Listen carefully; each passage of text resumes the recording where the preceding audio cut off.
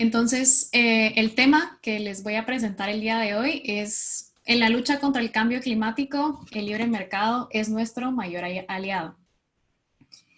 Y normalmente vemos imágenes o fotografías de plástico flotando en los océanos, en los ríos, en los lagos, nubes de contaminación en las ciudades industriales, en las ciudades más industriales del mundo, ¿verdad? Peces y aves cubiertas de petróleo. Y la pregunta que por lo menos a mí se me viene a la mente, y creo que a muchos, es ¿por qué le hacemos esto al medio ambiente? ¿Verdad? Y otra pregunta, y probablemente para mí la más importante, es ¿qué podemos hacer al respecto?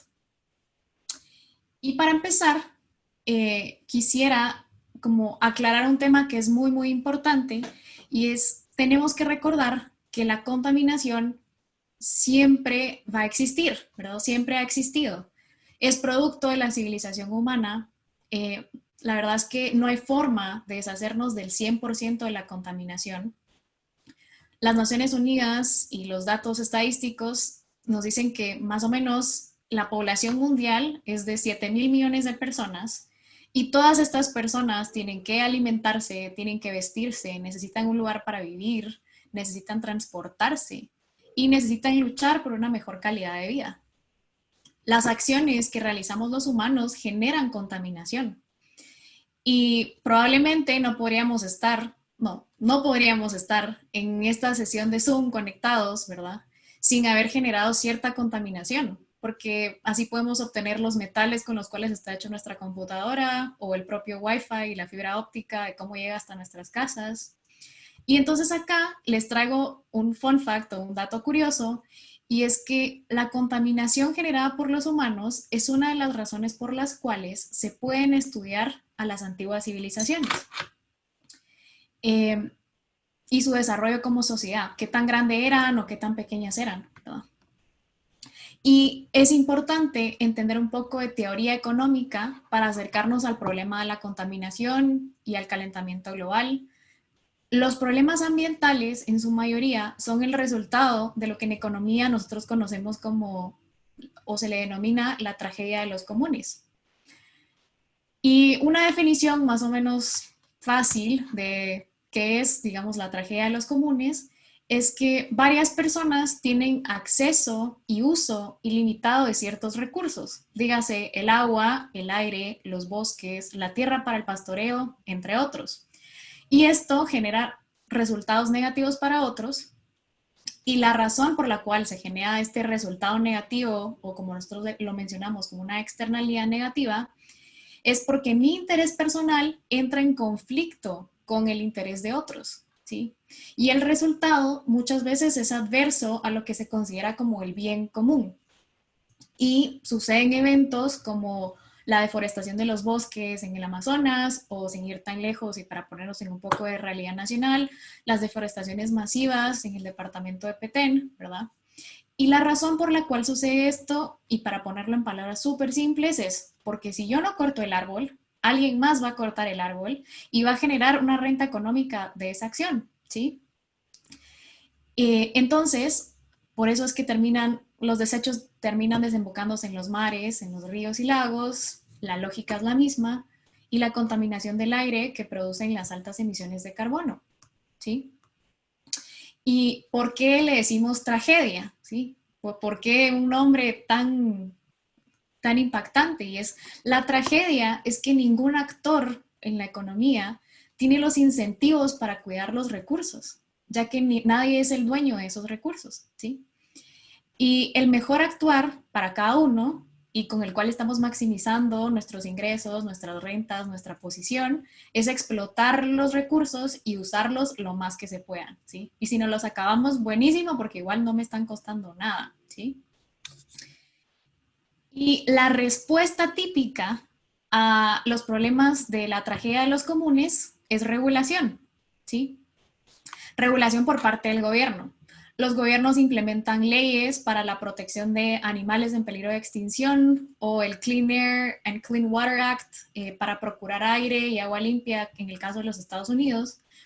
Y la implementación de regulación y el trabajo arduo de los reguladores da frutos en muchos casos. Sin embargo, puede llegar a ser un proceso contencioso y muy costoso, ¿sí? Y esto, pues sin agregar al mix la teoría económica que se conoce como teoría del public choice, de estudiar a los reguladores y cuáles son los incentivos de esos reguladores y por qué están tomando esas decisiones o si están privilegiando algún grupo o no. Y este es un tema que a mí me apasiona muchísimo y me interesa, pero lo voy a dejar ahí y va a ser para otra ocasión, ¿sí? Pero afortunadamente, ¿sí? Hay otra forma de alcanzar los objetivos ecológicos que nos perturban a muchos. Y yo soy millennial, estoy preocupada por el medio ambiente, lo tengo que aceptar, ¿sí? Y la idea es, tenemos que utilizar incentivos de mercado para promover el cuidado del medio ambiente, ¿sí? Y aquí les traigo la contraparte a los ejemplos que les estaba poniendo anteriormente, ¿sí? Los dueños de las fincas de pastoreo se aseguran de que su ganado y los animales que se tienen que alimentar siempre tengan alimento, ¿sí?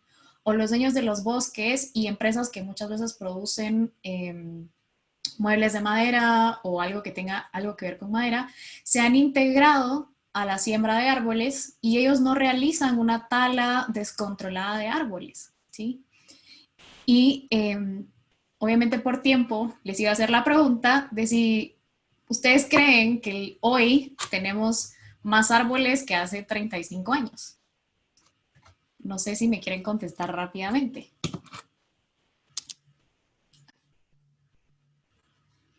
Perdón que no veo el chat. Tenés un mix. Ok. La mayoría te está poniendo no. Que no, ok. Bueno, y aquí les traigo algo muy importante, ¿sí? Las noticias que nos llegan, todas son noticias negativas, el mundo se está acabando, todo se está destruyendo, y en realidad es que hoy, ¿sí? Tenemos más árboles que hace 35 años, ¿sí? Y eso no es algo que nos van a publicitar, ni es algo que nosotros vamos a tener acceso a la información. Hay que ser muy juiciosos con el tipo de noticias y con el tipo de información al que nos estamos acercando, ¿sí? Y por esto les traigo un ejemplo, ¿sí? Y es un experimento social, ¿sí? Los elefantes en África tienen el problema de la tragedia de los comunes y actualmente están catalogados como un animal en peligro de extinción. El elefante africano es muy cotizado, ¿sí? Por los grandes colmillos que tienen, a diferencia de los elefantes asiáticos, y hay un mercado pues negro muy fuerte por el marfil, ¿sí?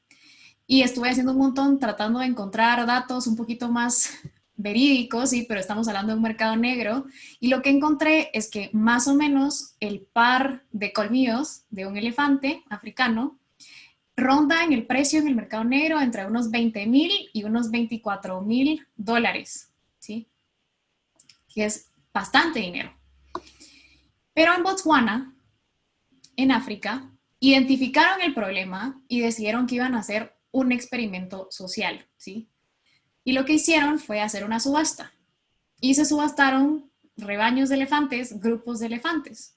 Como se pueden imaginar, los primeros que salieron corriendo a tratar de comprar elefantes fueron la industria del turismo, ¿sí? Siguieron los grupos de conservadores de animales, porque a ellos también les interesaba conservar la especie, ¿sí?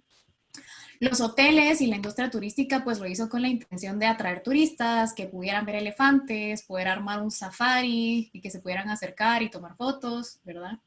Y los conservadores los compraron para que nadie los tocara, ¿sí? Que se pudieran meter a una reserva y poder monitorear su reproducción, cómo se estaban moviendo.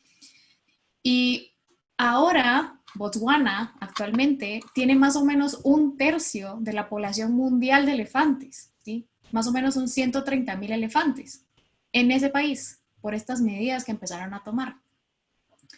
Y para mí, la enseñanza de este experimento social es que obviamente para evitar la extinción de los elefantes en África era necesario convertir a estos elefantes de no tienen dueño, son de todos y a nadie le importa, ¿sí?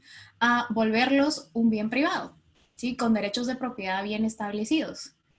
Antes había sobreconsumo, ¿sí? Lo que los llevaba obviamente a la extinción, porque no había contribución de nadie a mejorar las condiciones de los elefantes o que alguien estuviera interesado en la salud de los elefantes, ¿sí? Y un ejemplo de esto puede ser inclusive las personas nativas de Botswana que se quedaron a cargo de ciertas manadas de elefantes.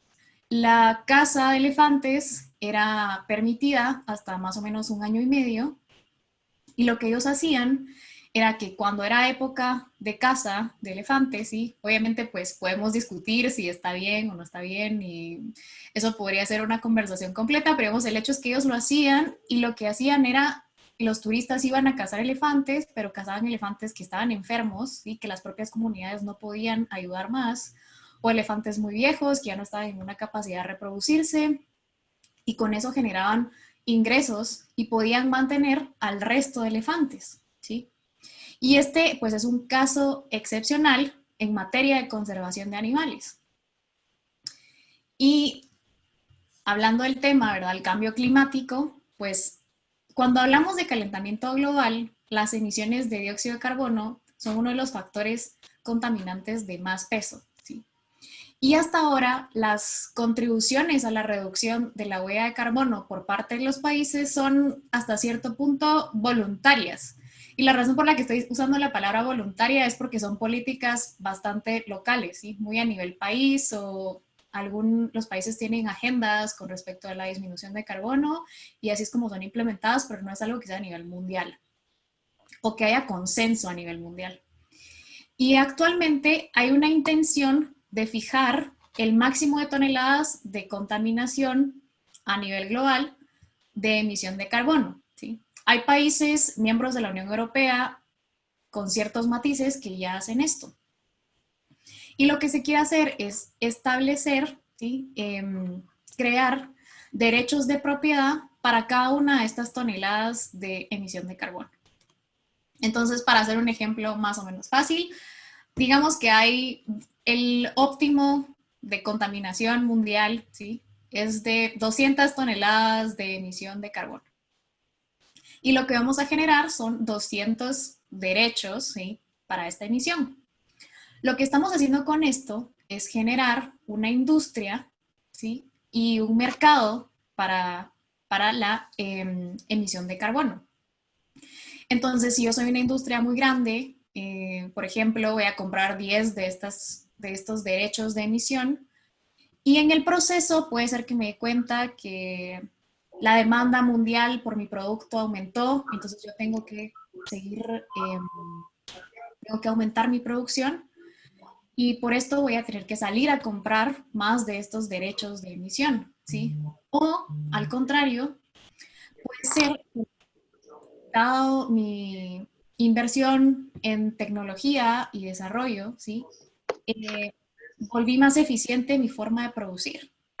Y puedo, digamos, si yo antes había comprado 10 y reduje en el 50% mis emisiones de gases, puede ser que salga, o sea, puedo salir a vender esos derechos nuevamente, ¿sí? Y se genera este mercado secundario. Y obviamente es algo muy complejo y es algo que tenemos que ponerle muchísima atención, pero también esto va acompañado a que, por ejemplo, el International Agency of Energy establece que obviamente la energía renovable ha eclipsado, ¿sí? Las inversiones en energía renovable han eclipsado a las de combustibles fósiles y energía nuclear, porque hay un incentivo de mercado a migrar a energías renovables, ¿sí? Eh, los datos que tengo es que por lo menos para cuando terminaron el año 2018, el total de inversión global en energía renovable fueron más o menos 300 mil millones de dólares, ¿sí? Eso es más del doble de los 125 mil millones que se invirtieron en energías no renovables. Y esto también nos deja claro que el libre mercado facilita estos avances, ¿sí? Para la reducción de emisiones de carbono. Y algo que probablemente hasta acá no he tocado, pero es muy, muy importante, y es que acá no hablé muchísimo del gobierno, pero no es que el gobierno no tenga ningún rol, ¿sí? Al contrario, es sumamente importante tener instituciones que sean fuertes, ¿sí? Ayudándonos a definir y a respetar los derechos de propiedad. Y en esta ayuda a delimitar los derechos de propiedad, a respetar los derechos de propiedad, los gobiernos están promoviendo un mercado libre y al mismo tiempo están convirtiendo el medio ambiente en un activo, ¿sí? Que vale la pena proteger y salvaguardar. Y la economía nos puede ayudar a encontrar mejores formas de ayudar al medio ambiente y específicamente al cambio climático, ¿sí? Y acá hago regreso, ¿sí? Al inicio de mi presentación, y es que no podemos eliminar la contaminación al 100%, ¿sí? Es un discurso que muchas personas quieren eliminar la contaminación del mundo por completo, pero es producto de la civilización humana, ¿sí? Somos 7.000 millones de personas en el mundo, vamos a contaminar el mundo porque hay personas que tienen que comer, que tienen que vestirse, que se tienen que transportar. Obviamente podemos tomar acciones en cuanto a cuál va a ser nuestro footprint, ¿verdad? Pero no podemos romantizar tampoco el tema de la contaminación, ¿sí? Porque hay un costo-oportunidad o hay un trade-off entre hacer más contaminación, el mundo sigue creciendo, ¿verdad? Y hay argumentos, todavía hay muchísimos argumentos sobre cuál es la mejor forma, ¿sí? De reducir el impacto del cambio climático. Sin embargo, yo considero que convertir el medio ambiente, ¿sí? En un activo que genere los incentivos correctos para protegerlo y salvaguardarlo es la mejor forma de acercarnos a este problema. Y se los digo como una millennial preocupada por el medio ambiente, ¿sí? Y con esto termino. Muchísimas gracias.